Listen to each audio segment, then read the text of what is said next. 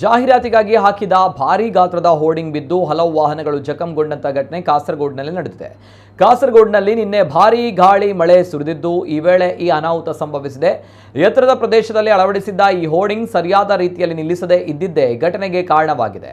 Concrete slab ಮೇಲೆ concrete ಹಾಕಿ ಈ hoarding ನಿಲ್ಲಿಸಲಾಗಿದ್ದು ಬೇರೆ ಯಾವುದೇ ಸಪೋರ್ಟ್ ನೀಡಿರಲಿಲ್ಲ ಎಂದು ಸ್ಥಳೀಯರು ಮಾಹಿತಿ ನೀಡಿದ್ದಾರೆ. ಹೀಗಾಗಿ ಸಾಧಾರಣವಾಗಿ ಬೀಸಿದ ಗಾಳಿಗೆ ಹೋರ್ಡಿಂಗ್ ಧರೆಗೆ ಉರುಳಿ ಬಿದ್ದಿದೆ.